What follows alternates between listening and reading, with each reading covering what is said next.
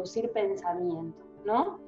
Y digo pensamiento y no conocimiento, saber, porque sabemos que la realidad va cambiando mucho, incluso los pensamientos y cómo vamos abordando y conceptualizando esta realidad.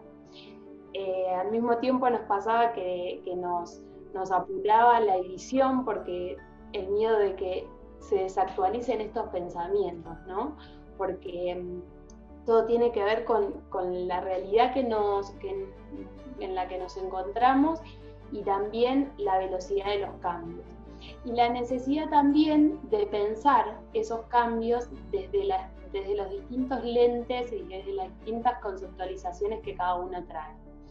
Por eso en el número van a encontrar nuestras referencias sanitarias de siempre, que son las personas que nos ayudan siempre a pensar y nos aportan esa mirada desde el sanitarismo. Y también queríamos aprovechar la oportunidad casi inédita para nosotros de que la salud está en agenda, ¿no? Y está en la agenda de las políticas públicas, está en la agenda de la economía, está en la agenda de los medios de comunicación. Y eso que durante muchos años lo intentábamos, ¿no? De poner la salud en agenda, pero no desde lo que faltaba, sino desde lo que necesitábamos cambiar de salud, rápidamente la pandemia lo puso en el centro, ¿no? Y nos parecía que es un momento para aprovechar y para nutrir ese debate de las cosas que veníamos pensando y de las que necesitamos volver a pensar en este contexto, ¿no? Y también esto es un desafío porque había cosas que queríamos cambiar de aquel sistema de salud, de aquella organización de la salud. Entonces, no es un querer volver a lo de antes, sino es cómo pensamos construir el futuro, ¿no? Y nos parecía clave, y por eso fue el inicio de estas presentaciones, que ese futuro lo pensemos en la clave del feminismo, ¿no? De los feminismos, que era un poco lo que veníamos pensando con muchas compañeras desde la fundación, pero en diálogo y en sintonía con muchos pensamientos de muchas compañeras feministas, que venía, digo, el aborto había puesto el tema de salud en agenda de los feminismos, y nutriéndonos de eso empezamos a pensar qué cambios necesitaba nuestro sistema de salud, y queremos, un poco la invitación hoy es a volver a tomar el tema de salud e interpelarlo desde esta lente feminista que hemos empezado a pensar y a construir y que queremos continuar. Antes de darle la palabra a las invitadas, les cuento que esta es la primera presentación de una serie de presentaciones que vamos a estar haciendo los días lunes a las 18 horas, sobre los distintos temas que se abordaron a lo largo de la revista. Y les propongo pasarle la palabra a las invitadas, empezando por quien escribe un artículo en la revista y que siempre nos acompaña y es parte de nuestras referencias sanitarias, que es Débora Tájer, que es doctora en psicología de la Universidad de Buenos Aires, es docente de la materia de Introducción a los Estudios de Género y también docente adjunta de la Cátedra de Salud Pública. Así que, Débora, te paso la palabra para que nos cuentes un poco lo que desarrollas en tu artículo y también una invitación a que quizás la realidad hizo que pienses distinto, incluso partes de tu artículo. Así que te doy la palabra para que nos ayudes a pensar desde eso. Bueno, muchas gracias por la invitación y en principio quiero retomar el guante que planteaste hace un rato, de que tenemos la gran oportunidad de que la salud está en el debate, ¿no? Porque por la coyuntura, pero eso nos obliga, creo, nos compromete a transmitir otro modo de pensar la salud. Porque el modelo que tiene la población lamentablemente es un modelo muy positivista, muy médico hegemónico, ¿no? Muy biologicista, y nosotros tenemos otro modelo de salud. Y me parece que es un momento donde tenemos que aprovechar esta oportunidad para transmitir un modelo social de la salud, dentro del cual entra también el feminismo sanitario, o el sanitarismo feminista, como querramos llamarlo. El género como uno de los determinantes sociales de la salud, muy fuertemente en todo sentido y en todos los niveles. Y parte de eso es lo que quise expresar en mi artículo, ¿no? Cómo podemos utilizar este andamiaje de la salud colectiva y del feminismo en su articulación, que no nació ahora, sino que tiene muchísimos años. Hay quienes nos ocupamos de esta intersección hace muchísimos años, y por suerte hay muchas compañeras y compañeros que lo están haciendo, y era desde esa mirada aportar un poco a entender algo de qué es lo que está aconteciendo a nivel de la epidemia y del curso de la epidemia, de la historia social de esta epidemia, y también de los modos de intervención, cómo se está interviniendo en nuestro país en este momento histórico. Entonces eso es un poquito lo que quise traducir, transmitir en mi artículo. Entonces, en ese sentido, hacía una comparación con lo que fue la epidemia, que si bien fue una pandemia, fue diferente a esta, la del H1N1 del 2009, donde también lo que tiene de similar es que llegó por vía aérea, o sea, la trajeron los sectores que pueden viajar, y que muy rápidamente en esa epidemia se contagiaron los sectores populares, precisamente por un eslabón, que es uno de los eslabones que unen lo cotidiano a los sectores populares con los sectores que viajan, que son las empleadas domésticas. Entonces, cuando una empleada doméstica estaba cuidando a un pibe que había viajado a Miami, que se enfermó de H1N1, de esa manera se fue en el colectivo, se fue a su casa del sector popular y contagió, hizo la transmisión. Entonces, yo decía que me pareció que era una medida altamente inteligente, que dentro de lo que fue digamos, el aislamiento muy temprano que se decretó desde el gobierno nacional, una de las medidas que se haya tomado es que las empleadas domésticas no trabajaban y había que pagarles el sueldo, ¿no? Y me parece que pensarlo de esta manera tiene que ver con muchas cosas que pasaron en todo este tiempo. Primero, que en el gobierno kirchnerista se cambió el estatus de las empleadas domésticas, hubo un blanqueo muy fuerte de muchas empleadas domésticas, y que en este gobierno hay desde el Ministerio de las Mujeres una agenda de cuidados, ¿no? Muy importante, que es casi la política que se están planteando desde la nación más importante, así como en la gestión del gobierno anterior fue el tema de la violencia de género. Esta gestión, de la cual estoy invitada recientemente a ser parte del Consejo Asesor, es la cuestión de los cuidados. Entonces, rápidamente entendieron que el tema de los cuidados era uno de los vectores, pero además nuestra sociedad es diferente después de la ola verde. Es decir, porque una cuestión es desde la gestión, pero también desde la sociedad civil. La sociedad civil con su militancia, ha elevado el piso desde el cual se piensa. Y otra de las medidas que me pareció muy importante rescatar, que tiene olor a verde, olor a violeta, y que me parece importante reconocerla desde el feminismo, es la de que cuando hay dos empleados del sector formal, uno de los problemas que tenemos en el país es que no todo el mundo está empleado en blanco, que esto se ve mucho en la pandemia, el impacto que eso tiene, pero por lo menos de la gente que está empleada en blanco, había una idea de que como los chiques no pueden ir al colegio, algunos se tienen que quedar cuidando.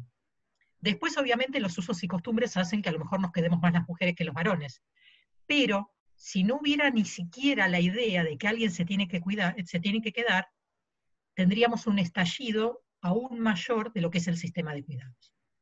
Entonces, yo señalé fuertemente que esto hay que reconocerlo como propio. Hay que ponerle nombre, digamos, hay que firmarlo, y ponerle firma violeta y verde, para que se reconozca y que reconozcamos que esta es una acción desde una sociedad y desde un sistema político atravesado por este cambio cultural muy fuerte. Por otro lado, también quise plantear algunas cuestiones que sí que se habían planteado muy fuertemente del feminismo, aunque no se había reconocido esto, el tema de la violencia de género, que esto está aconteciendo en todo el mundo, o sea, hay una pandemia y un aumento de la incidencia muy fuerte de la violencia de género, precisamente porque si el dispositivo que tenemos de cuidado frente a un virus que no tenemos tratamiento y no tenemos vacuna es el aislamiento, no todos los lugares son igualmente válidos para aislarse, porque aislarse es una obligación, pero es un derecho, y no todos tenemos la misma posibilidad de ejecutar ese derecho. Porque para muchas personas, que esto ya lo sabemos hace mucho desde el feminismo, para las mujeres que padecen violencia de género, que son muchísimas, el hogar es el lugar más peligroso. Entonces, por un lado, para el virus, para el COVID-19, el lugar de cuidado es la casa, pero para violencia de género el lugar más peligroso puede ser la casa. Bueno, por suerte eso se revirtió en términos de que rápidamente la violencia de género es una de las causales por las cuales uno se tiene que ir de la casa, pero al estar tan inhibidos muchos y al no ser considerado desde el principio la atención de la violencia de género y también en todo lo que tiene que ver con justicia, porque violencia de género es intersectorial. Entonces, muchas de las políticas de amparo estuvieron paradas, porque no se las declaró desde el principio como actividad esencial. Entonces ahí hubo todo un tema que en este momento está como más aceitada la rueda, en relación a lo que Carla me preguntó. Otro de los temas es que yo lo puse en el texto, voy a decir 2 o 3 cosas más porque no me quiero extender, porque quiero que hablemos todas y que después haya un ida y vuelta, pero quiero colocar alguna de las líneas, es que también encontré que desde el sanitarismo feminista no habíamos impactado suficientemente al movimiento feminista. Es decir, que el movimiento feminista tiene en su agenda de salud a nivel global el tema de los derechos no reproductivos, el tema del aborto, el tema de la violencia de género, pero no tiene una visión global de epidemiología feminista, de una gestión en salud feminista, ¿no? De todo lo que es necesario revisar en todo sentido, en términos de todos los niveles de lo que es el sistema de salud, tanto cuidados profesionales como cuidados domésticos de salud. Esto es algo que me parece que es uno de los déficits y que es uno de los desafíos desde el sanitarismo feminista, ¿no? Tenemos un desafío de triple cara, por decirlo de alguna manera, al interior del movimiento de la medicina social o salud colectiva, que todavía no lo permeamos como haría falta, nos quieren, pero todavía no entienden todo lo que venimos para decir, y no lo han tomado a la altura de lo que necesitamos. Por el otro lado, con el movimiento feminista, que hay que agrandar la cancha de lo que se considera salud y contarles lo que es la salud colectiva. Me parece que todavía hay como una interpelación al modelo médico hegemónico, ¿no? Y esto hay que revertirlo de alguna manera en términos de apropiarse de otras herramientas. Y por otro lado, en relación a la realidad, ¿no? A las respuestas que se están dando. Entonces, en ese sentido, y para finalizar, quiero preguntar, y esto le quiero preguntar a Sabrina, ¿cómo se está pensando el tema de las familias cuando hay casos de COVID, cuando se va población? ¿Qué pasa con los niños? ¿Qué pasa con las familias? ¿Cómo se está pensando? Yo supongo que sí que lo estarán pensando, cómo se está interviniendo.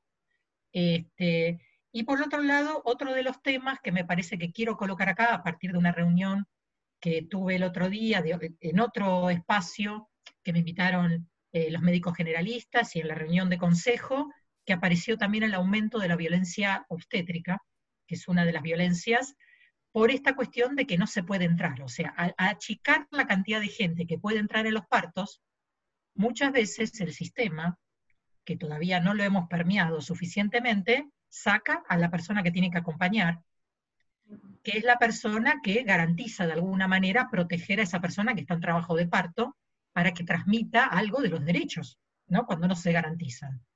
Entonces, este es un tema que quiero colocar porque ya lo escuché en 2 espacios, que hay que ponerlo en agenda. Eh, Al mismo tiempo, porque, y con esto finalizo, que tenemos una agenda importante que la tenemos que hacer dialogar con los otros temas que no se pueden parar por la pandemia. Y en todo caso, ver qué se negocia, o sea, bueno, qué es más riesgoso que la otra cuestión.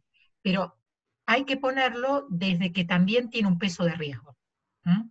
No desde la invisibilidad de este tipo de cuestiones que tenemos desde una agenda del sanitarismo feminista. Entonces yo terminaría mi intervención así y después si quieren intercambiamos un poquito más. Bueno, Débora, muchas gracias.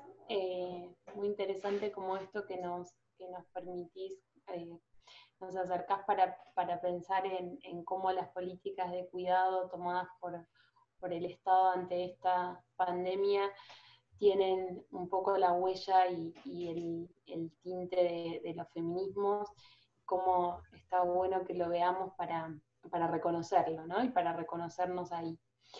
Un poco abriste el pase para Sabri, así que voy a presentarla. Sabrina Balaña es médica sanitarista, feminista, es directora de la Dirección de Equidad de Género en Salud del Ministerio de Salud de la Provincia de Buenos Aires. Y le quiero pasar la palabra e invitarla también a que nos cuente un poco cómo es la gestión en salud en este contexto, qué cosas del campo de la salud se ven alteradas, modificadas, para bien o para mal, digamos, en este contexto de pandemia, y un poco que nos comparta su experiencia de gestión y su recorrido en este momento. Bueno, muchas gracias. La verdad que saludar a Débora y a Lucía, y obviamente a Carly, tres compañeras para mí muy, muy importantes, referentes. Y por supuesto saludar a todas y a todos los que lamentablemente por esta situación de pandemia no podemos estar viendo a la cara, pero sabemos que nos están escuchando y que también me parece, como decía Carly, como decía Débora, poder tener espacio de intercambio en la medida que esto nos permite el intercambio con el chat y con preguntas o como sea la intervención, me parece mucho, mucho más interesante. Yo me voy a tomar una pequeña licencia antes de retomar algunas de las cosas que dijo Débora y que venía justamente pensando para charlar con ustedes y en este espacio. Me tomo la licencia para también comentar que van a ver en la revista, se hace un homenaje a un compañero que fue Federico Caschi, que para nosotros fue un gran referente, para mí un compañero, un amigo, esas personas imprescindibles con las que uno se encuentra en la vida, y él era un apasionado de la política, un apasionado de la política como herramienta de transformación, y eso también es contagioso. No solo el COVID es contagioso. La pasión también tiene esa potencia, y la verdad que gracias a él conocí a muchísimos otros compañeros y compañeras, y quiero, la verdad, rendirle un homenaje, y de hecho creo que muchos de nosotros lo hacemos cada día, continuando en esa tarea que nos toca, desde el lugar que a cada uno y a cada una nos toca. Así que para Fede Caschi. Bueno, y después contarles un poco la complejidad de la gestión en este contexto. La gestión es un espacio, digamos, de transformación, como lo pensamos nosotros, ¿no? De trabajar con los problemas. No existe gestión si no existen problemas. Y la verdad que en este contexto de pandemia, como un poco planteaba Débora, surgen cuestiones que a mí me parecen muy interesantes para profundizar en el cambio y en la transformación que nos venimos planteando como sociedad, y particularmente en el campo de la salud. Si bien, como decíamos, la pandemia puso a salud en el centro de la escena, y particularmente uno podría decir como una teoría sanitaria o un rol sanitario más orientado a lo que tiene que ver con la epidemiología de otro siglo, como dice el compañero Enio, a veces uno está como explicando cuestiones que parecen del siglo XVIII y XIX, decís, no, pero estamos en el siglo XXI, hablando en los mismos términos. Sin embargo, hay cuestiones que son muy diferentes, y una de ellas es que el feminismo puso en el centro de la escena el cuidado. Y la verdad que se da una conjunción ahí donde estamos en presencia, además, y gracias al voto popular, frente a un Estado, tanto nacional como provincial, que también ponen en el centro de la escena el cuidado, que también ponen en el centro de la escena el cuidar la salud y la vida de la gente, por sobre otras cuestiones que se plantean desde otros ámbitos. Entonces ahí hay una conjunción muy interesante, porque la idea, o digamos, esta cuestión de sentir o de intentar que muchas líneas del feminismo permeen en los campos sociales y permeen en el campo de la salud, esta es una oportunidad muy interesante para eso. Pero también es todo un desafío, porque también se han activado muchas lógicas muy fuertemente hegemónicas y positivistas, porque lo principal para la mayor parte de los equipos de salud hoy es evitar el riesgo, es la bioseguridad, es evitar que nos contagiemos. Y eso es así en términos epidemiológicos y en términos de gestión también, pero a su vez despierta todo unas prácticas que suelen dejar de lado también otras cuestiones que son centrales y que tienen que ver con los derechos de las personas, y que tienen que ver con que no estamos hablando de objetos, sino estamos hablando de personas, que tienen un sentir, que tienen una forma de pensar el cuidado, que se autogestionan el cuidado, y que tienen también la posibilidad y el derecho de decidir qué riesgos toman y qué riesgos no. Y con esto un poco me refiero también a lo que traía Débora en la última parte de su presentación, que es la escena del parto, ¿no? Que a las feministas nos ha permitido entender muchas cuestiones que pasan en otras escenas en salud, pero que en el parto, y particularmente en el cuerpo de las mujeres, está muy graficado en esa escena. El cómo se trata el cuerpo de una mujer, o una mujer en tanto sujeta en la escena del parto, es cómo se trata en otras múltiples escenas a otras múltiples personas también en el campo de la salud. Y lo que está ocurriendo ahí, y también lo digo desde la dirección que conduzco, en la cual estamos recibiendo muchas situaciones de denuncia y de problemas para acceder a derechos que plantea, por ejemplo, una de las normativas que tenemos vigente a nivel nacional, que es la Ley de Parto Respetable. Entonces, lo que aparece ahora, y no sé, me animaría a decir, a diferencia de la pandemia de la gripe H1N1, me animaría a decir porque no estoy segura, pero sería algo para ver, para averiguar, lo que está apareciendo fuertemente ahora en la escena de una maternidad, y incluso en el contexto COVID, es la voz de las mujeres, diciendo, todo bien, pero yo necesito que me acompañen, quiero que me acompañen, quiero estar al lado de mi bebé, digo, y lo que estamos tratando de hablar mucho con los equipos respecto a el cumplimiento de una ley, pero que es más allá del cumplimiento de una ley, es, bueno, ¿cuál es el diálogo, cuál es la información que se le está transmitiendo a esa persona? ¿Cuál es el diálogo que existe para explicarle cuál es la situación actual, cuáles son los riesgos que puede correr, qué riesgos quiere correr, y de qué manera el equipo de salud tiene que maximizar las herramientas que tiene para acompañar y evitar, por supuesto, el mayor daño a la salud? Pero digo, ahí se produce diferentes tipos de reacciones, desde la defensiva, más rápida y más clara, hasta esta cuestión de sentirnos como profesionales de la salud con toda la responsabilidad de lo que ocurre en una escena de cuidados, en una escena de atención de la salud, donde hay otras personas, ¿no? Entonces, a mí me parece una oportunidad esta de la pandemia para poder pensar que hay otras personas y otras formas, sentidos del cuidado que tenemos que poner a jugar, y otros saberes respecto a cuál es la mejor forma de cuidar, que hay que poner a jugar en la misma escena del parto, en la misma escena de la atención médica, que no es por fuera, que no es después, que no es en categorías. Hoy justamente leía un comunicado que sacó una clínica en relación a un pedido que le hicieron, y una organización que viene trabajando muy fuertemente, que es las Casildas, respecto a los derechos de las mujeres en situación de parto.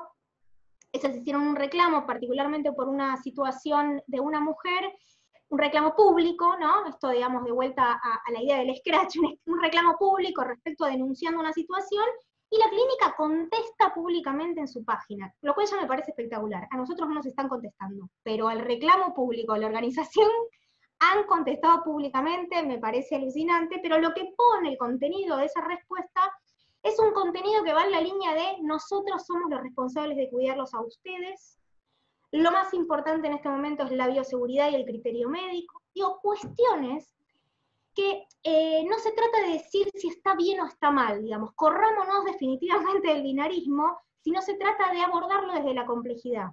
Ni lo más importante es la bioseguridad, ni lo más importante es el criterio médico, aunque son factores fundamentales y más en el control de una pandemia, y más en el control de una infección tan contagiosa como esta, donde el propio Estado, como objetivo del cuidado de las personas, decide, por ejemplo, hacer un control de situación en un barrio y cerrar un barrio y hacer un aislamiento comunitario, con toda la complejidad que eso implica y las discusiones que pueden traer. Pero sin embargo, incluso tomando esa decisión la tomó con la comunidad.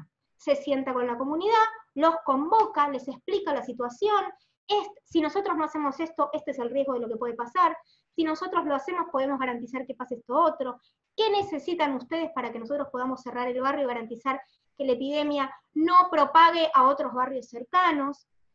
Y diariamente sucede, porque las autoridades locales y las autoridades del ministerio diariamente participan de esas charlas comunitarias con los referentes de los barrios, en los cuales se plantea la situación actual es esta, las posibilidades de hacer es esto, las otras posibilidades. Eso mismo es lo que estamos tratando de pensar con los equipos de salud, convocarlo a cada una de las escenas de salud. Es conversar con la persona, no es imponerle una forma de pensar, no es imponerle un conocimiento superior o con mayor antecedente universitario, que por eso vale más que lo que esa persona puede decir o pueda decidir sobre su propio cuerpo y sobre los riesgos que quiere correr. Porque incluso yo creo, y es realmente para pensar, que la responsabilidad compartida es una responsabilidad mucho más fácil de llevar adelante. Y nosotros tenemos como profesionales de la salud que plantear eso, que la responsabilidad es compartida. Por supuesto que nadie puede decidir sin toda la información. Entonces sí tenemos una obligación y un compromiso de brindar toda la información con la que contamos. Pero la decisión es compartida. Y eso involucra a todos los escenarios, digamos, en salud. Y me parece que la pandemia nos convoca todavía más a estas situaciones, porque, a pensar esto y a realmente ponerlo en práctica. Digamos, hay algo que también creo que las feministas convocadas a la gestión, incluso las que no, pero más desde el punto de vista de un gobierno, creo que uno de los compromisos más fuertes que tenemos es transformar las consignas en programas de gobierno. Porque si nosotros sostenemos las consignas como tales, como banderas, no las vamos a bajar nunca, pero necesitamos ponerlas en práctica, operativizarlas como programas de gobierno, como políticas de salud. Y una política de salud fundamental es la política del cuidado. ¿Y la política qué es? Redistribuir poder. Bueno, nosotros queremos plantear una política del cuidado, una política de redistribución del poder en relación con el cuidado, que no es solamente el cuidado doméstico, al que estuvo siempre, digamos, muy como relacionado el cuidado, ¿no? Uno habla de cuidado y enseguida remeda el espacio doméstico de la casa y de la familia. No solo, sino el cuidado en tanto espacio, en tanto política, hacia adentro también de las organizaciones de salud, de las instituciones de salud, de los espacios comunitarios. Y ahí una de las cosas también que me parece un desafío en esta pandemia es cómo hacemos para desarrollar una acción colectiva de cuidado. Y digamos, estas cuestiones, ¿no? Tanto de pensar en la política de cuidado, de desarrollarla y de poder desarrollar una acción colectiva de cuidado, que muchos de los artículos de la revista de este número lo plantean, me parece que son cosas que vinieron para quedarse, digamos, que no se van a ir con la pandemia. Lo que hay, una de las, Nicolás Krepla, que en su artículo cita algo que se dijo en Chile que me parece fundamental, que es no queremos la normalidad de vuelta porque la normalidad era el problema. Bueno, creo que hay algo de eso que también sucede ahora. No se trata de volver a la normalidad que conocíamos, se trata de poder construir un consenso social diferente, un pacto social diferente, que está centrado en el cuidado, pero que está centrado en un cuidado que es diverso, que es disidente, en una forma de construir comunidad, que entiende que tanto la salud y el cuidado son espacios de discusión, de disputa, de conflicto, de incomodidad, pero que en definitiva es la lucha o el poder lograr un espacio saludable el que justamente nos garantiza salud.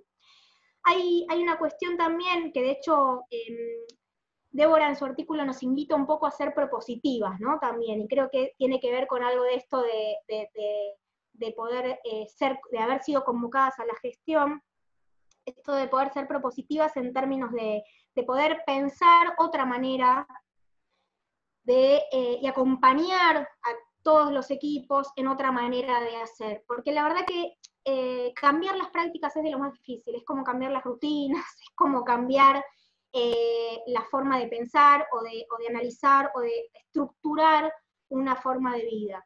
Entonces demanda también no solo de mucha discusión, no solo de muchos de estos espacios, y no solo de convocar a otros y a otras personas que no están vinculadas con disciplinas de salud, sino justamente con otro tipo de disciplinas, las que nos permite también abrir un poco el juego y pensar cómo sería un cuidado en términos feministas, y pensar cómo sería una gestión en términos feministas, y pensar propuestas en esa línea para lograr, que es algo que también decía el gobernador Axel Kicillof hace unos meses,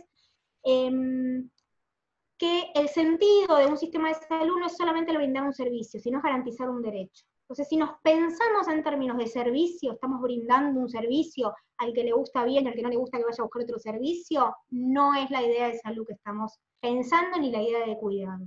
Es garantizar un derecho. Entonces hay servicios que tienen que acomodarse a qué es lo que necesitan, a qué es lo que necesitan las personas. Y las personas necesitan estar acompañadas durante el parto. Algunas no, pero otras sí. Entonces ese servicio debe acomodar sus recursos, y ahí está también el Estado y autoridades como la autoridad sanitaria, como es un Ministerio de Salud, de brindar todos los recursos necesarios para que poder acomodar el servicio para que esa mujer pueda estar acompañada durante el parto. Nosotros elaboramos justamente distintos protocolos en relación, que fueron aprobados por resolución ministerial, en relación a poder justamente como una forma de acompañamiento de los equipos, de guiarlos en cómo continuar garantizando derechos en el contexto de la pandemia, pero poder también pensar distintas formas o estrategias para que no sea el acompañante el primero que sale de la escena, para que no sea la mujer, de vuelta, la primera que sale de la escena, sino por el contrario, una de las cosas que proponíamos, trayendo esto que vos decías, Débora, es, bueno, suele ser la escena del parto una escena en la cual desfilan cantidad de trabajadores de la salud. 2, 3, 4 enfermeras, el neonatólogo que viene una vez, ve qué onda, se va, obstetras, parteras, muchos. Bueno, restringamos eso. No más de 2, 3 profesionales, no se necesita mucho más para un parto. Que entren menos profesionales de la salud, los mínimos obviamente necesarios e indispensables para la atención de ese parto, pero que el acompañante no puede dejar de estar. Esa es una de las propuestas que hicimos dentro del protocolo. Además de transmitirles los conocimientos que hasta ahora tenemos respecto a la no necesidad de hacer una cesárea, no tiene una indicación estricta de cesárea una mujer que es COVID positiva, que también es una de las primeras cosas que surge, ¿no? El instrumentalismo médico que dice, bueno, cortamos, acá es positiva, hay que cortar, hay que rápidamente evitar que el feto se contagie, cuando todavía, y estamos en estudio viendo si existe o no existe la transmisión vertical, cuando estamos viendo qué pasa con la lactancia materna, sigue siendo una recomendación, y la principal recomendación, la internación conjunta, el contacto piel a piel con el bebé, porque eso tiene, y el acompañamiento incluso, tiene rédito en salud, digamos, eso tiene consecuencias positivas para la salud. No es una persona que, bueno, más o menos se siente contenida. Su posparto es con menor complicaciones, concretas, digamos, ¿no? No estamos hablando de unas sensaciones nomás. Y me parece que eso es un poco lo que lo que muchas veces se corre rápidamente de la escena, se minimiza, no es lo más importante. Y otra cosa que quería también comentarles es que fue muy importante para nosotras sostener redes con la organización, con la comunidad organizada, con los grupos de socorristas, con las redes de profesionales de la salud, por ejemplo, en términos de interrupción legal del embarazo. Las socorristas se vieron muy impedidas en poder continuar con sus acompañamientos de la manera que lo hacían en este contexto de pandemia, y poder tener un lazo, una comunicación directa con un equipo de un Estado, de un Ministerio de Salud, con el cual coordinamos las acciones, trabajamos a la par hoy con los socorristas para que las mujeres lleguen a acceder a la interrupción que necesitan. Eso implica muchísimo más trabajo, eso implica sobrecarga de equipos, pero una sobrecarga que en realidad tiene que ver con una demanda que no estaba siendo atendida de otra manera, porque las socorristas estaban atendiendo muchos de los casos de interrupción legal que no llegaban al sistema de salud. Hoy están llegando al sistema de salud, entonces yo ahí pienso incluso en otra oportunidad que nos abre la pandemia, que es las personas que antes, por algún motivo, acudían rápidamente a un distrito diferente al que vivían, porque o no conocían los efectores de salud con los que trabajaban, con los que estaban cerca de su domicilio, o si los conocían tenían un contacto, una referencia muy lejana, no les han resuelto los problemas, entonces o se iban a Capital Federal o a otro municipio. Hoy se ven casi forzados de alguna manera a primero por lo menos intentar resolver sus problemas de salud con algún servicio local, para no tener que trasladarse, para no aumentar las posibilidades de contagio en otros distritos. Y eso es una oportunidad para los servicios de salud de ese territorio, porque si la mujer, si la persona resuelve su problema de salud cerca de su domicilio, cuando no haya pandemia, también va a volver a acudir a ese servicio de salud. Y ese servicio de salud va a ser un lugar en el cual esa mujer o esa persona se puede referir para resolver algún problema de salud, y la verdad que es en definitiva lo que entendemos como una salud cercana, próxima, con un criterio de comunidad y de referencia territorial. Entonces eso también me parece que es una oportunidad para los equipos de salud, en términos de pensar que necesitamos conocer mucho mejor a nuestra población y poder acomodarnos a las necesidades que tienen. Desde el Ministerio estamos trabajando fuerte en esa línea y estamos trabajando fuertemente con las comunidades para poder pensar cuál es la mejor forma de resolver múltiples situaciones que se suceden, incluso con las familias y con la situación de aislamiento, y cuando una familia tiene que aislarse, no puede aislarse en el domicilio y tiene que aislarse en un centro de aislamiento extrahospitalario, y qué cuestiones hay que tener presente ahí. Pero creo que una referencia que es siempre fundamental es poder hablar con las personas, saber qué es lo que necesitan, qué es lo que quieren. Hoy hablaba en una de las reuniones, comentaba Julieta Calmels, que es subsecretaria de Salud Mental y Consumos Problemáticos, comentaba que en uno de los centros de aislamiento que ella estuvo acompañando para ver cómo estaban las personas, están muy angustiadas. Hay angustia, hay llanto. Hay madres que capaz dejaron a sus hijos al cuidado de otras personas adultas, pero que no lo están viendo, que no saben cómo están, que no tienen contacto. Hay personas que están incluso con sus hijos ahí, pero que están tristes, que están angustiadas, que no saben. Entonces digo, me parece que ahí es donde tenemos un rol fundamental, que muchas veces los medios no acompañan, en esto de poder transmitir tranquilidad, de poder acoger, de poder alojar esa angustia y poder transmitir que hay un Estado que está participando y está activamente en el territorio acompañando, pero que es muy difícil y que se necesita, digamos, multiplicar esa tarea, y un poco también por eso hay una fuerte convocatoria de voluntarios y voluntarias para eso. No quiero extenderme mucho más, podemos seguir en el diálogo, pero quería, digamos, traer estos contrapuntos que un poco se complementan con lo que decía Débora recién. Bueno, muchas gracias, Abri. Muy interesante todo lo que nos aportás. Un poco respondiste una pregunta que estaba en el aire, que era sobre si desde el Ministerio se había elaborado algún documento o demás sobre cómo abordar estas situaciones, y es lo que mencionaste, el protocolo para la atención de las... ¿cómo se llama exactamente el protocolo? hay dos protocolos. Hay uno que es para la atención perinatal, que tiene que plantear un poco la organización de las maternidades y los servicios que asisten al parto. Hay otro para las consultas obstétricas y hay otro para lo que tiene que ver con la atención e interrupción legal del embarazo y el aseguramiento de métodos anticonceptivos, que es otra cuestión también en la pandemia a fortalecer, y fuera de ella también. Sí, y también hay una serie de recomendaciones para los equipos para la atención en diversidad. Todo eso está en la página del Ministerio de Salud de la Provincia de Buenos Aires. Para quienes preguntaron ahí, lo pueden encontrar ahí. Bueno, y le voy a pasar la palabra a Lucía Portos. Lucía es abogada, feminista, es subsecretaria subsecretaria de Igualdad y Diversidad Sexual del Ministerio de las Mujeres de Género y Diversidad Sexual de la Provincia de Buenos Aires.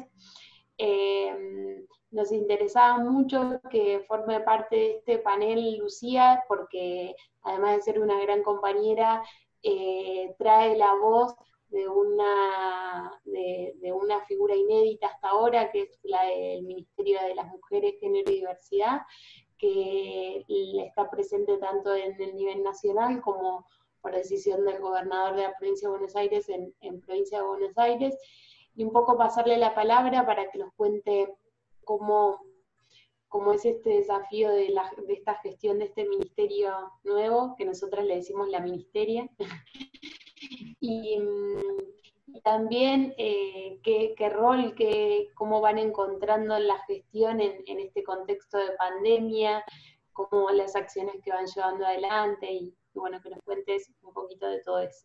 Te doy la palabra. Bueno, muchas gracias, Carly, y a las compañeras también por este panel. La verdad es que cuando nos convocaron a pensar la ministeria, nunca hubiéramos imaginado este contexto, que nos pone, digamos, en crisis respecto de la sola posibilidad de animarnos a soñar una política pública con perspectiva feminista. Ya era difícil y ahora directamente es algo como que todo parece más complicado aún, porque bueno, todas las prioridades se han visto alteradas por la necesidad de atender el emergente de la pandemia y sus complicaciones a nivel social, ¿no? Digamos, sus complicaciones, lo que nos ha determinado a nivel de la organización comunitaria y a nivel de las relaciones también personales, vinculares entre las personas y el Estado, ¿no? Y en ese sentido, nosotras, muchas de las cosas que yo podía aportar, Sabri ya las dijo, pero me parece que es importante, nosotras venimos pensando mucho este tema de la normalidad, perdón, estoy muy cansada, pero en este tema de la normalidad y de la nueva normalidad, ¿no? Digamos, esto que plantean las chilenas de no sé si queremos una nueva normalidad o si lo que tenemos que buscar es la posibilidad de encontrar en esta anomia y en esta cuestión que conmueve tan estructuralmente los cimientos de nuestra organización comunitaria, que es el aislamiento social obligatorio, pero también, digamos, todo este paradigma que en algún punto los feminismos yo creo que tenemos, o traemos, sobre todo las feministas populares, algunas herramientas que no están siendo suficientemente consideradas a la hora de pensar, o por lo menos de elaborar discurso público, ¿no? Digo, en este tema de los binarismos, y quizás saber que las posibilidades de la libertad, las posibilidades de la felicidad se encuentran en los grises, ¿no? Se encuentran en los lugares donde se construye políticamente también, ¿no? Digamos, donde se amasa la contradicción, y en eso también creo que plantearnos esta construcción mediática, hegemónica, de la salud versus la enfermedad, nos deja con pocas opciones en el medio, ¿no? Y esta cuestión de que la salud de repente, en términos de ausencia de enfermedad, es el lugar de lo deseable, entonces tenemos que sacrificar todo por la salud. Y en este planteo nosotros desde el Ministerio hicimos un conversatorio que para mí fue maravilloso y que se los recomiendo para que lo vean, respecto de las personas que viven con VIH, y la cuestión de cómo se gestionó antes, ¿no? Digamos, la existencia de un virus que trastocaba las existencias y sobre todo trastocaba los vínculos y la posibilidad de vincularse. Y bueno, también toda la invisibilización respecto a ese virus frente a toda la prensa y la publicidad que tiene y también esta cuestión de quiénes son, cuando hicimos ese conversatorio, todavía no existían estas manifestaciones que sí existen hoy, territoriales, barriales, de echar la culpa del ingreso del virus a alguna persona de la comunidad o a un sector de la comunidad, cosa que ahora estamos empezando a ver, quizás dada la popularización, ¿no? de la inserción del virus en los territorios, pero bueno, en este sentido, en ese conversatorio, Marta Dillon, Luca Fauno, pensaban esto también del señalamiento, de la estigmatización, y entonces, digo, recuperar estas miradas feministas nos permiten salirnos de los binarismos, porque en los binarismos no existe la política, no existe la posibilidad de la construcción social, comunitaria, de nuevas realidades, no existen, se anulan identidades, ¿no? Y se anulan también deseos, ¿no? Se anulan deseos respecto de cómo, y esto que recién Sabri decía, bueno, sí, hay necesidades, más allá del aislamiento, hay necesidades más allá del aislamiento que nosotras tenemos que atender desde los servicios de salud, por ejemplo, a estar acompañada en el momento de un parto, bueno, estas también, digamos, esta cuestión que de repente quizás en este primer mes de gestión de la pandemia, que es seguramente donde salió la revista, como que todo esto estaba anulado en pos de un bien común, ¿no? Que era la cuestión sanitaria, y que fuimos construyendo excepcionalidades al régimen más duro de normatividad del principio de la pandemia, que nos permitieron, por ejemplo, pensar en acompañantes también para situaciones de violencia, digo, esta excepción para que los acompañantes en situaciones de violencia pudiesen transitar libremente y acompañar a quien necesitase hacer una denuncia o cualquier otra gestión vinculada a la posibilidad de salir de una relación violenta, sobre todo en el marco del aislamiento, que a muchas compañeras las llevó a estar en un vínculo de 24/7 con quien las violenta sistemáticamente. Entonces, bueno, ahí pudimos construir, y creo que la posibilidad, digamos, de que los feminismos estemos en los lugares de decisión es esta posibilidad de la transversalidad, ¿no? Digamos, y de discutir los temas. Después, algunas cosas nos han salido mejor, otras nos han salido peor, y las hemos ido corrigiendo, y incluso el IFE, ¿no? El ingreso familiar de emergencia, que yo le digo que tiene que ser el ingreso feminista de emergencia, y tenemos que irlo convirtiendo en la posibilidad de una especie de salario social que reconozca las tareas de cuidado, digo, porque hoy estamos todos discutiendo el cuidado socialmente, comunitariamente, este Estado que asume, si se quiere, una posición femenina a la hora de reconocerse cuidador, ¿no? Cuidadora, como Estado del bienestar de su comunidad, a diferencia de otros estados que han tomado decisiones mucho más belicosas, ¿no? Mucho más de retraerse o posiciones más históricamente de abandonar a su suerte, a sus comunidades, digo, Estados Unidos, digo, Inglaterra, ¿no? Y el otro día yo leía un texto muy interesante, no me acuerdo de quién ahora, pero que hablaba de esto, ¿no? De los riesgos que se corren al asumir las tareas de cuidado desde el Estado, en términos de la posible asociación de esto con la debilidad, o la posible asociación de esto con la ternura de una forma, digamos, como un disvalor, pero sin embargo en nuestra comunidad, en nuestra sociedad, ha tenido una enorme aceptación, digo, tanto es así que las voces anticuarentena, que se parecen mucho a las voces antiderechos, son voces minoritarias y que no han tenido, o tienen un impacto en la agenda pública de los medios de comunicación, pero pareciera ser que no tienen impacto en las estadísticas, digo, en las encuestas de opinión pública. Entonces también, digo, en este sentido, ¿cuánto tiene que ver? No lo puedo sopesar, pero sí dejar la pregunta planteada de cuánto tiene que ver la masividad feminista y esta masividad feminista nacional y popular, ¿no? que hemos sabido construir a lo largo de este tiempo, en la posibilidad real de que el Estado asuma las tareas de cuidado, con esta entrega, digo, con esta vocación, digo, de convocarnos a todos a eso, y a su vez ir encontrando cómo esas tareas de cuidado van necesitando readaptarse permanentemente a nuevas agendas y a nuevas demandas sociales que también tienen que ser prioritarias para el Estado en la gestión de la pandemia, digo, más allá de la cuestión esta de la salubridad, ¿no?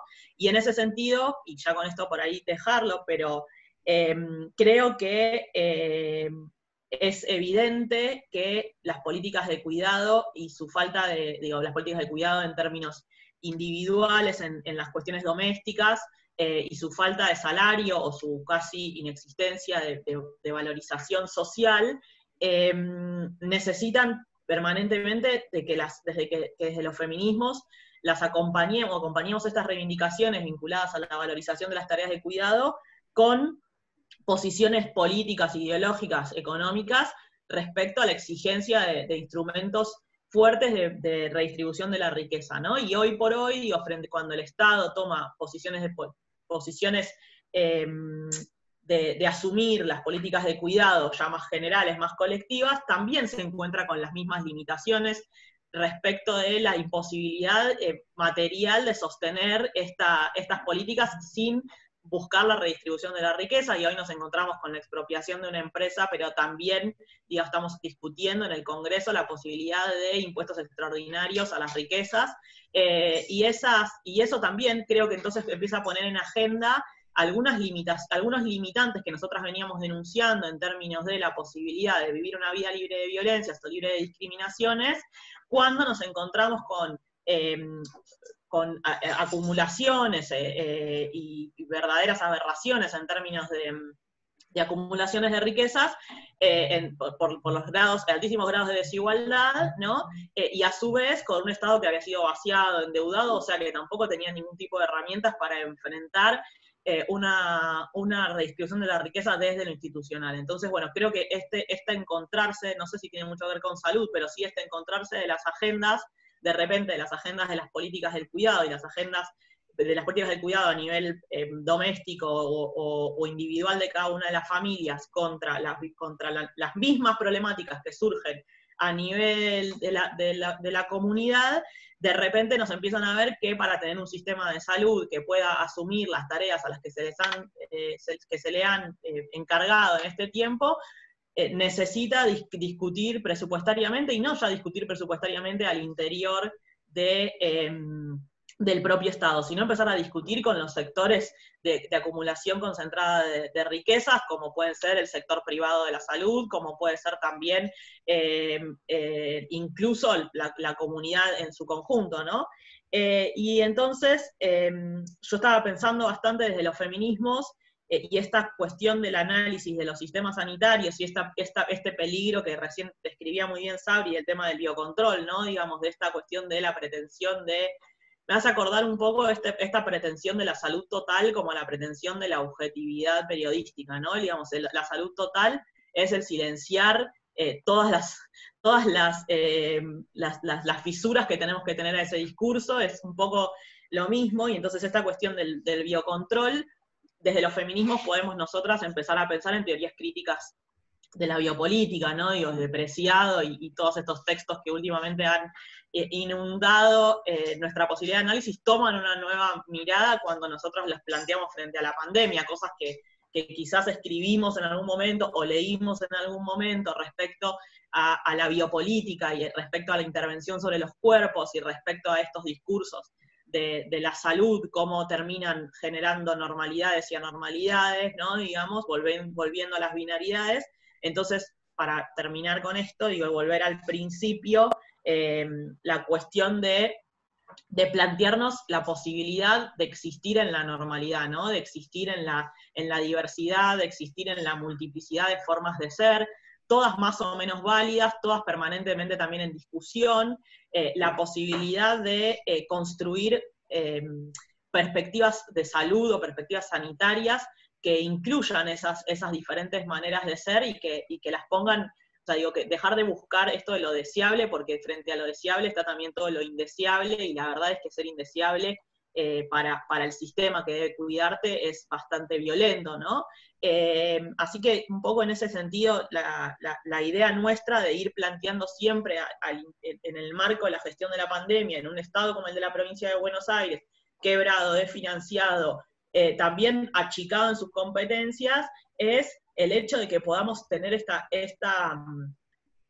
mirada más heterogénea en las intervenciones y considerar estas distintas realidades que muchas veces son invisibilizadas cuando se gestiona para el individuo de tipo normal, ¿no? Digamos, entonces nosotras tenemos que gestionar para todo lo otro que hay por fuera de eso, desde la perspectiva sanitaria, pero también desde la perspectiva educativa, ver de qué forma empezamos a generar materiales para madres, padres, familiares que no están pudiendo, no sabiendo qué hacer con los pibes adentro de la casa, totalmente pasados por encima por las cuestiones de las demandas del cuidado, pero además de eso también con la demanda de explicar una pandemia que no se entiende por qué y no hay herramientas para poder explicarla y genera problemas en la salud mental de las personas. Hoy estábamos hablando de una compañera de esta idea de la angustia, ¿no? La angustia que provoca el 24/7 con pibes y pibas y pibis que exigen explicaciones respecto de por qué su vida cambió completamente y nosotras no terminamos de entenderlas. Entonces,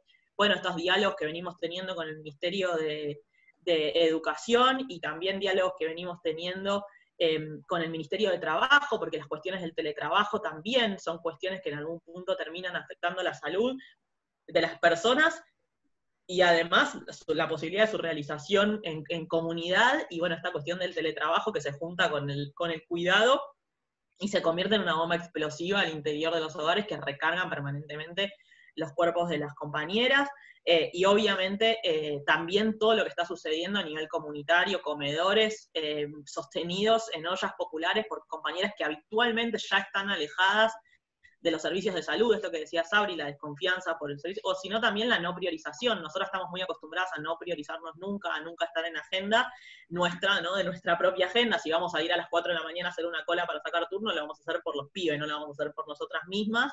Y en ese sentido, darnos también, nosotros venimos con una política de acompañamiento a estos espacios comunitarios, a partir también de una línea nuestra de voluntarias y voluntarios, en estos barrios, sobre todo, que han sufrido cerramientos a partir de la posibilidad de los brotes, y bueno, acompañar también estas experiencias comunitarias de gestión del cuidado, entendiendo que el autocuidado es una de las dimensiones del cuidado también.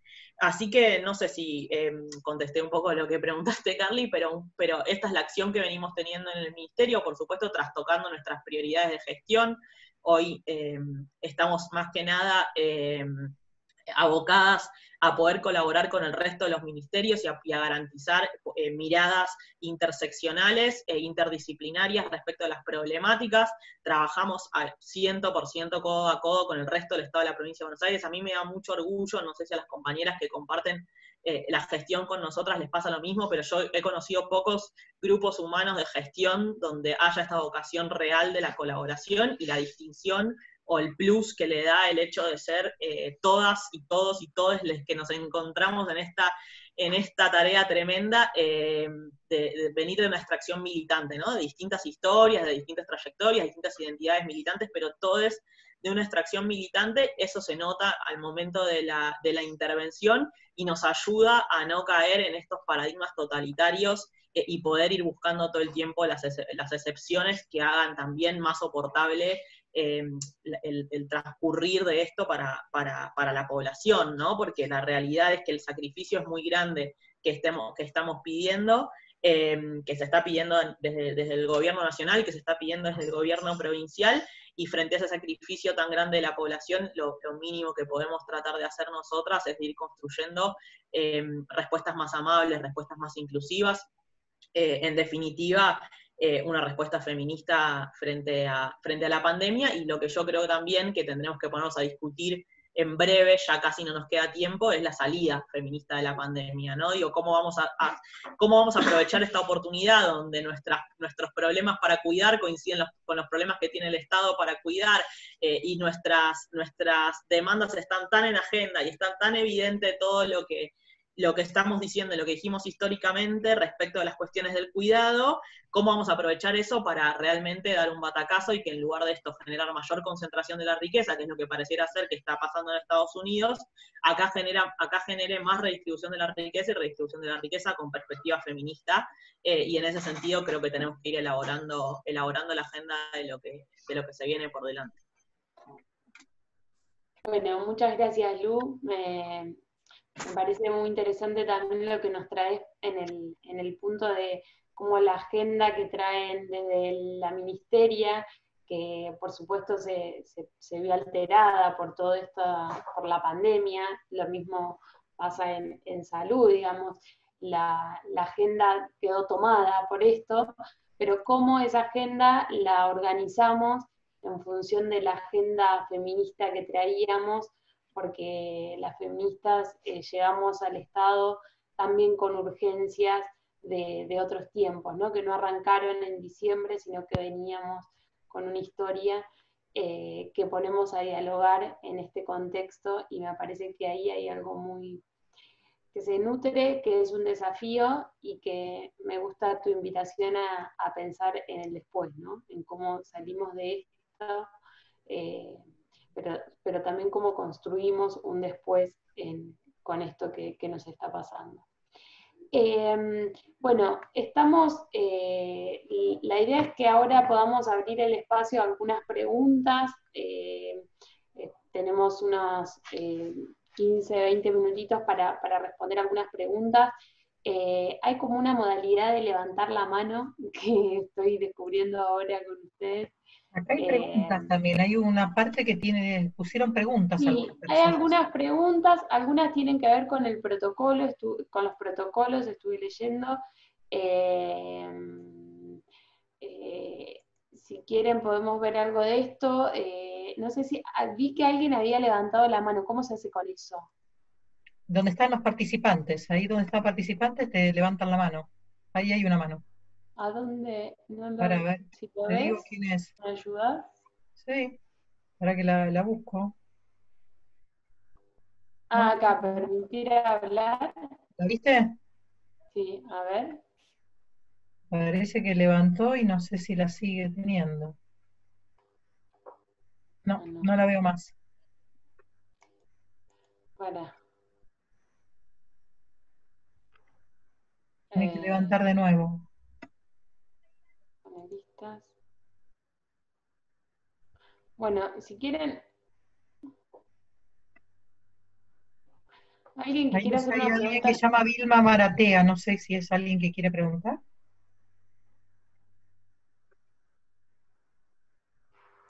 Ay, me perdí. Sí. Bueno, si quieren podemos tomar alguna de estas preguntas que quedaron acá escritas. Eh, Algunas tienen que ver con, con los protocolos. Acá dice, hola, quería preguntar a todas, pero especialmente a Débora, ¿qué lugar cree que ocupa la lactancia materna en la lucha feminista? Particularmente creo que la lucha por las lactancias libres no están tan presentes en la agenda. Muchas gracias. Bueno, a ver, sobre el tema de la lactancia es un tema muy importante, es un derecho. Yo creo que estamos en un momento muy complejo con respecto a esto, por varias razones, porque hay muchas tensiones discursivas y de lucha en relación a la lactancia. La mayor parte de los trabajos no están adecuados para garantizar lactancia al mismo tiempo de volver al trabajo. No hay lactarios, no hay tampoco guarderías en la mayoría de los lugares de trabajo. Entonces, es un derecho muy complejo, ¿no? De poder garantizar con la vuelta al trabajo. Este es un tema muy, muy, muy complejo. Esto por un lado.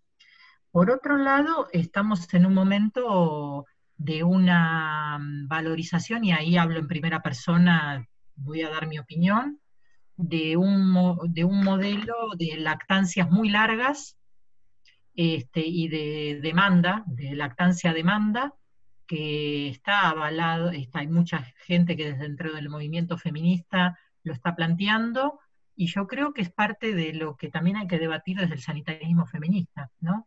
Cuánto de la teta demanda realmente es bueno para las mujeres y para los niños. Yo no creo, me parece que hay que debatirlo. Algunas de las personas de la defensa de la teta demanda no tienen nada que ver con lo sanitario, ni siquiera lo sanitario con perspectiva de derechos. Veo mujeres extenuadas por esto, veo chicos con problemas digestivos por esto. y me parece que es algo que es importante debatirlo. Me parece que hay que debatirlo desde todas las aristas que esto tiene. Garantizar el derecho, que los lugares de trabajo permitan esto, que sea posible seguir amamantando en buenas condiciones para garantizar el vínculo y también, digamos, lo inmunológico. Pero por otro lado, me parece que también hay que poder debatir desde algunas líneas que me parece que son neoconservadoras en muchos aspectos, y que vuelven a atar a las mujeres a los roles tradicionales. Entonces, ahí me parece que entre el derecho y el volver a atar a los roles tradicionales, debemos darnos un debate. Bien. Sí, Sabri, ¿vos querés agregar algo de esto? Sí, yo agregaría en ese punto algo de lo último que dijo Débora, ¿no? Como me parece que no hay que ser tan sancionatorios, creo que tenemos un rol en salud muy de la policía sanitaria, como hablamos a veces, y donde sancionamos las decisiones, o sea, tanto para bien como para mal. Decimos, quiere amamantar, está dispuesta a dejarlo todo por su hijo, perfecto. No quiere amamantar, sanción, eso está mal. Entonces, de vuelta, ese pensamiento que lo hacemos, que lo vivimos, digamos, cotidianamente y lo actuamos cotidianamente de lo binario, de lo que está bien y lo que está mal, ninguna de las dos cosas ni están bien ni está mal. Hay sí algo muy claro que tiene que ver con los beneficios que las distintas conductas o decisiones pueden generar. Hay un beneficio claro en lo que tiene que ver con garantizar la lactancia materna, pero como también decía Débora, hay que garantizar las condiciones de habilidad para que eso ocurra, y me parece que el sufrimiento a una mujer no puede generarle beneficios para un bebé. Entonces, en ese punto, digamos, que es un poco también la discusión que tuvimos cuando hacíamos el protocolo, ¿no? Muchas compañeras de la dirección que planteaban, bueno, pero ¿qué ponemos? Porque el dar la teta no se transmite el virus, hay algo que es concreto, el virus no se transmite por la leche materna, ese era como el punto. Bueno, entonces, ¿qué ponemos? Eso, digamos, que no se transmite, pero ¿recomendamos dar la teta o no recomendamos darla? A todas que se extraigan, a todas que den la teta. ¿Y por qué tenemos que decidir nosotras? Ese fue el planteo. ¿Por qué lo tiene que decidir un protocolo? Brindemos la información, que es el rol del protocolo, de la guía. La información es, no se transmite, por lo que sabemos hasta ahora, por el virus por la leche materna. Bueno, las opciones son esta, que cada mujer elija la que le queda mejor, sin sanción, sin lo que está bien, sin lo que está mal. Me parece que un poco es hacer ese ejercicio que de vuelta, creo que es en cada escena de atención de la salud, y que tiene que ver con dar lugar al saber de la otra persona, a lo que la otra persona necesita y saber acompañar eso, ¿no? Corriendo los riesgos en conjunto, digamos. Sí, ahí lo vinculo un poco con una de las preguntas que nos dejaron, que era la pregunta de cómo hacer para que se cumplan los protocolos, ¿no? Qué medidas tomar, alguien preguntaba cómo se hacía el cumplimiento. Y ahí, Sabri, yo te acerco la pregunta también preguntándote en ese cumplimiento que se espera, ¿qué rol pensás que tiene la ciudadanía? ¿No? Porque a veces un protocolo es algo que uno escribe desde un lugar de gestión, pero ¿cómo pensás eso en diálogo con los usuarios, con la ciudadanía, con las organizaciones? ¿Cómo lo ves ese cumplimiento? Bueno, me parece que ese rol es clave, pero también entendiéndolo, a mí me parece que un desafío es poder salir de esta relación de denunciante, de víctima-victimario, ¿no? De denunciante y quien comete, digamos, el delito denunciado, para poder lograr una conexión, digamos. Entonces, creo que hay un Estado garante de un derecho, pero también hay un pueblo y un equipo de salud que se quieren cuidar mutuamente. Entonces, me parece que esa sería un poco la línea, digamos. No en términos de que la sociedad organizada está atenta a lo que pasa y no va a dudar en denunciar cuando un derecho no se concreta. Y eso, para un Estado que quiere garantizar derechos, es lo más importante. Ahora, también nosotros desde la gestión estamos tratando de conversar con los equipos, de conversar incluso con los equipos y directivos de clínicas y sanatorios, que nos llegan muchas denuncias desde ahí, y también lo veíamos desde IOMA, ¿no? Digamos, de poder conversar entendiendo que hay una política de Estado y que hay protocolos y recomendaciones que este Estado está desarrollando, no solo pensando en la forma de prevenir la contagiosidad del virus, sino también teniendo en cuenta los derechos de las personas más allá de la pandemia, y que tenemos que velar por ese cumplimiento, pero es en diálogo con esas organizaciones porque queremos que las organizaciones cambien, no para una mujer, no para una situación, sino para todas. Su forma de resolver los conflictos no puede ser dejar de lado a la persona a la que están atendiendo.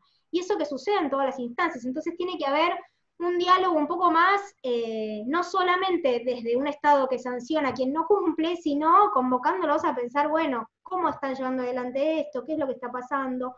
Hay mujeres y comunidad organizada que está atenta a que esto cambie. Y la verdad que un poco convocar a ese diálogo y a esa conexión entre Estado y comunidad organizada para que veamos entre todos, que es un poco, digamos, a lo que nos convoca el presidente todos los días. Sí. Tomando esto que traes y abriendo una pregunta para Lucía, ¿no? También desde el rol de la ministeria, pensaba, comentabas recién algo que es a destacar, como el rol de la militancia en la gestión, ¿no? Y cómo eso se traduce en cómo llevar adelante las políticas. Y me interesaba que nos cuentes también cómo piensan el vínculo con las organizaciones sociales, que son muchas, que son muy diversas, y que han tenido siempre una historia de mucha lucha, y que hoy el Ministerio de las Mujeres, Género y Diversidad también las interpela. Y mi pregunta es, ¿cómo piensan la gestión con las organizaciones? ¿Cómo, así como Sabrina comentó de las organizaciones que están con este tema, ¿cómo lo piensan ustedes en la gestión de la ministeria?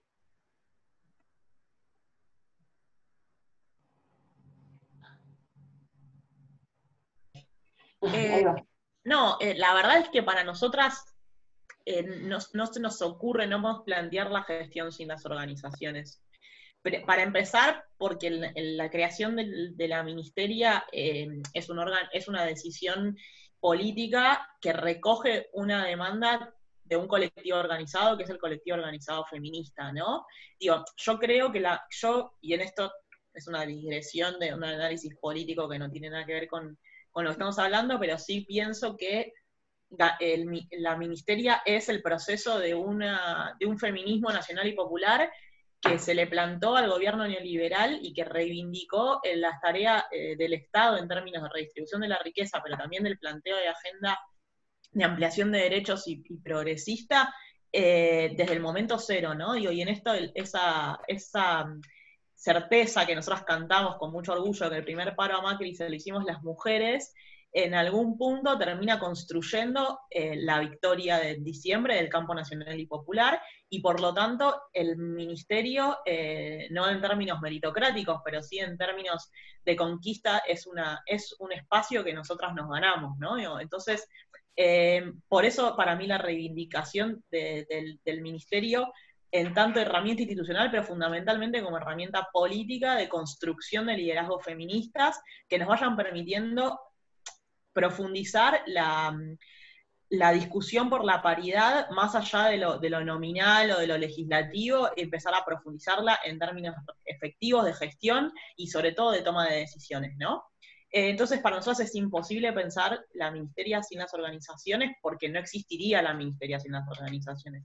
Entonces, tenemos distintas instancias de diálogo y de discusión por supuesto tenemos un consejo que está planeado ahí en el diseño institucional del ministerio, que está un poco olvidado porque tuvimos como que refuncionalizarlo rápidamente debido a la cuestión de la pandemia y también de la falta de presupuesto. No de presupuesto del ministerio, sino la provincia de Buenos Aires hoy está sin presupuesto, por lo tanto, la ministeria existe en los papeles, pero no existe en términos presupuestarios más allá de lo que hemos podido ir construyendo con el gobernador para poder atender a esta emergencia, pero no es, digamos, no se ha financiado completamente el programa que nosotras teníamos antes de la pandemia. Entonces, en ese sentido, las organizaciones han sido convocadas, más allá de ese consejo que en algún primer momento pensamos como órgano más de programático, ¿no? De discusión, si se quiere, más general.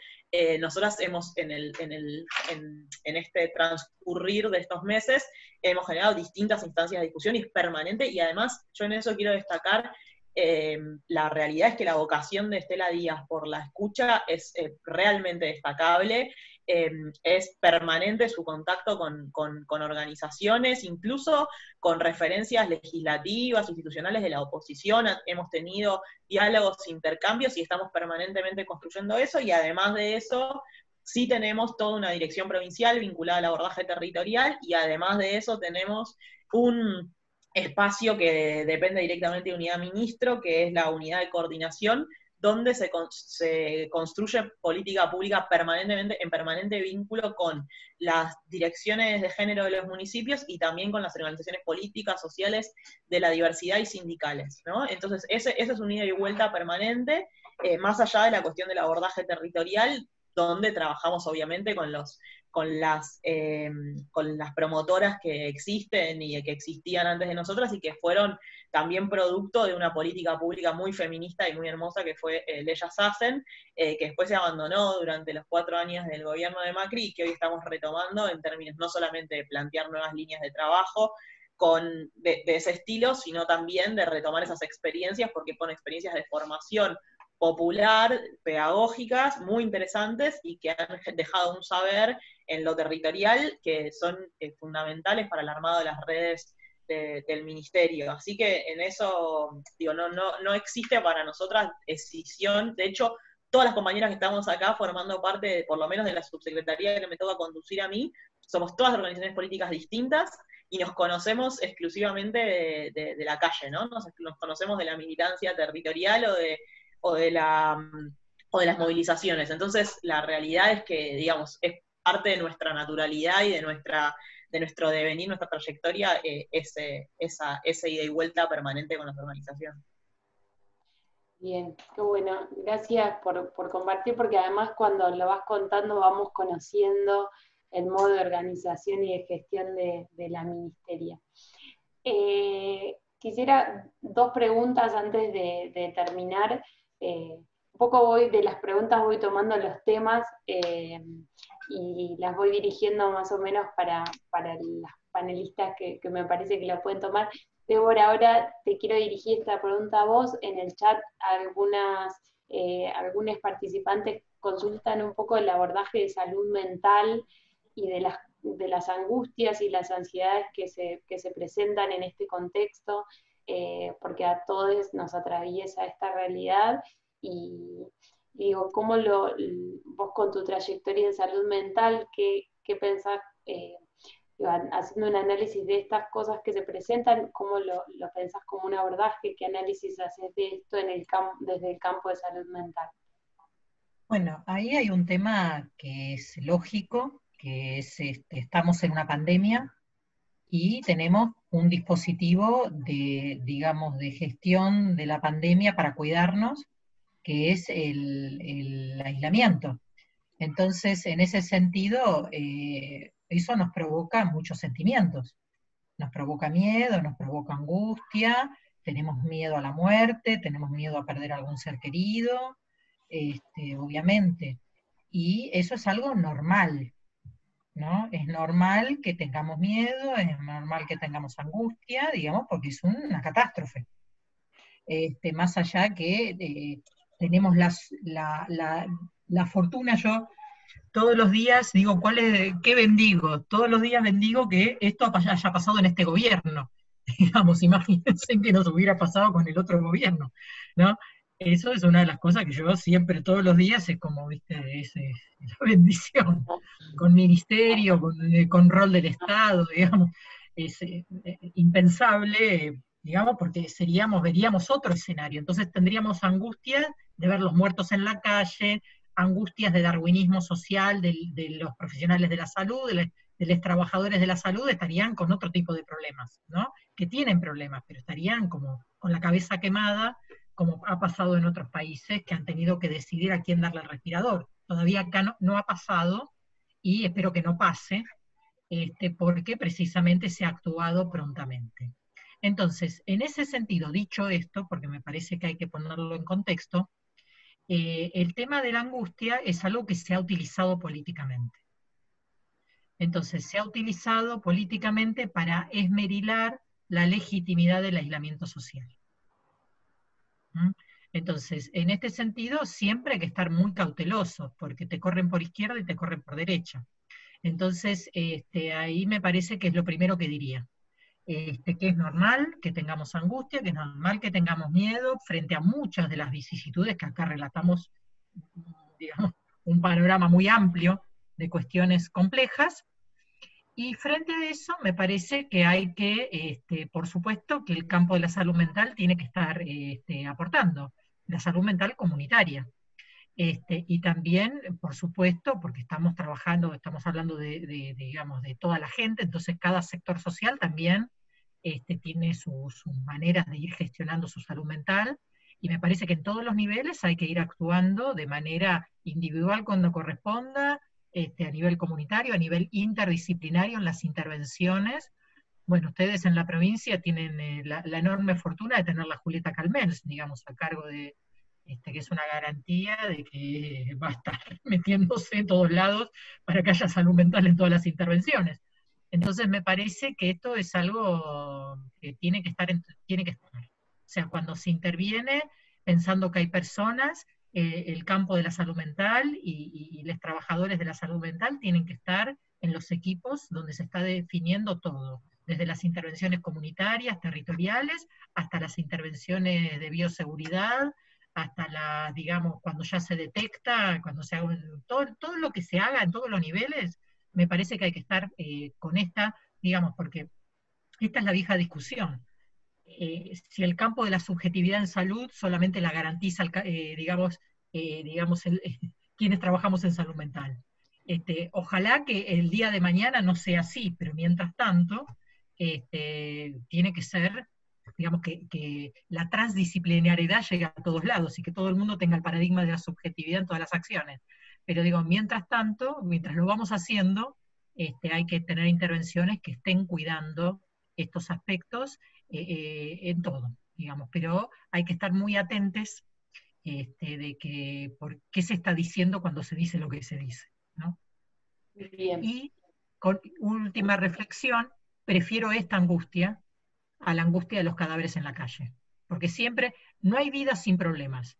Ahora, prefiero estos problemas que otros problemas, ¿no? Prefiero estar preocupándome por estos problemas. ¿Sí?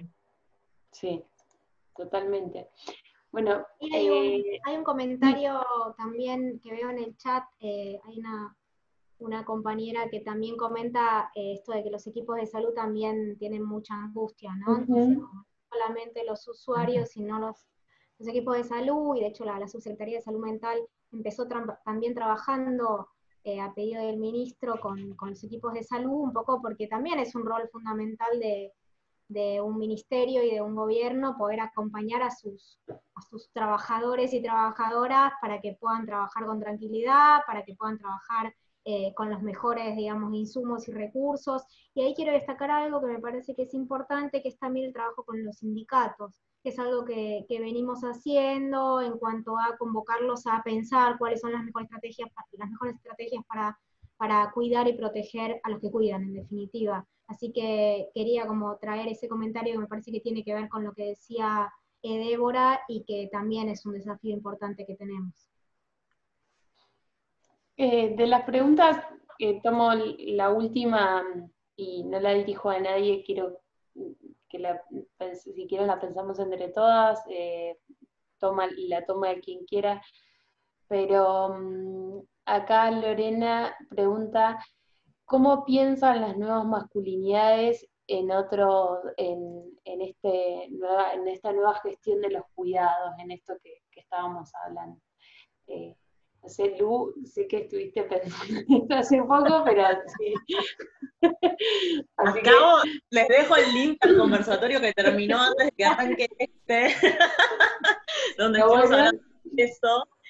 Yo creo que, que nosotras hemos recuperado el gobierno hablando de algo, digo, nuestro espacio político, y sobre todo en eso, digo, retomo la figura de Cristina Fernández de Kirchner como quien para mí encabeza esta vocación, es la de elevar el debate público, ¿no? Digo, siempre frente a un proyecto político neoliberal de bajarle el precio al debate público, me sale una palabra que no me gusta, pero de estupidizar la discusión, ¿no? Digamos, de volverla como una discusión